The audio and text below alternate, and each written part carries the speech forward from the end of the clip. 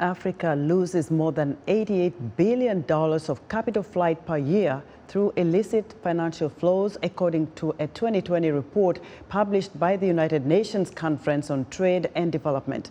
Ghana is among the nations struggling to fight illicit financials in the mining sector. Africa 54's technology correspondent Paul Ndiho spoke to Angela Alu, a Ph.D. student in finance at the University of Ghana. She's also a lecturer at the Academic City University. Alu says technology, if used properly, can help to curb illicit financial flows.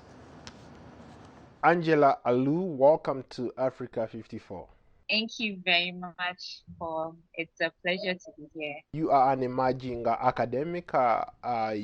You specialize in finance. Maybe bring us up to speed. What have you been up to? I recently submitted my PhD thesis in finance, and then my research focused on measuring illicit financial flows and some specific commodities in Ghana. So one of the emerging issues with illicit financial flows has been even the measurement. So in general, it's been measured using a concept known as partner country trade gap method, where if I said I bought something from you, Paul, for maybe $10 or £10, obviously you should have sold it to me at £10 or $10. Sometimes, like, the discrepancies in prices are taken to be indicative of illicit financial flows, especially from the developing country perspective. There may be some incentive,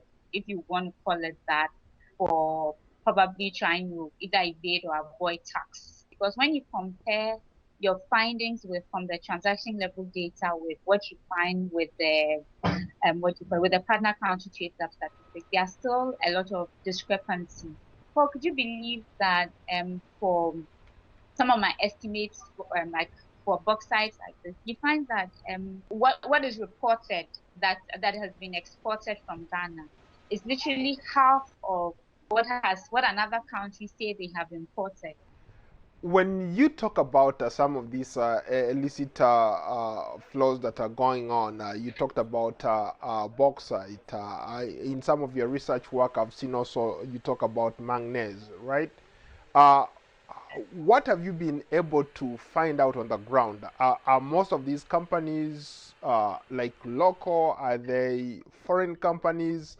And how do they get these huge contracts? Many of the companies that operate in these areas tend to be foreign companies, and that's actually one of the like the big challenges for African countries, right? Or in this case, let me limit myself to Ghana, because you find that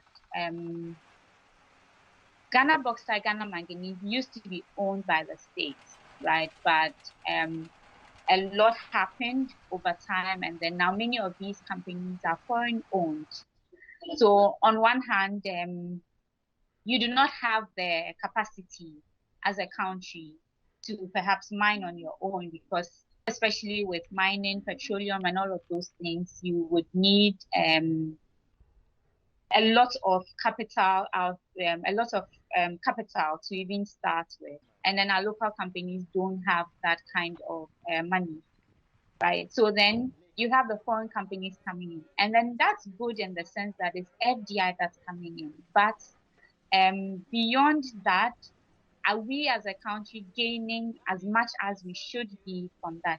Because if you said you weren't going to let the companies come in because they are cheating you, then your natural resources aren't going to be touched, because like it or not, they come in, they create jobs, right, for people. They are mining the natural resources, and then there's some kind of revenue coming in. In terms of technology, how can technology maybe play a role in trying to maybe iron out some of these things that you're talking about? You can make use of technology, right, to do real-time monitoring of even some of these transactions. So it doesn't have to take researchers maybe years later to come and then find out some of these. Even more advanced software training might be necessary for those within the customs division and then other regulatory industries. And then if there was a way to even share the information, because you are comparing maybe,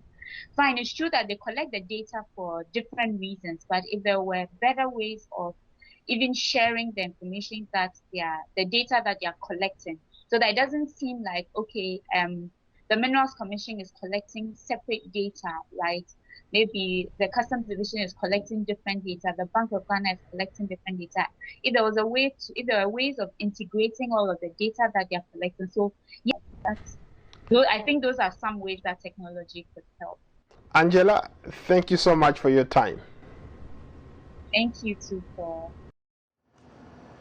That was Africa 54 tech correspondent Paul Ndiho speaking to Angela Alu.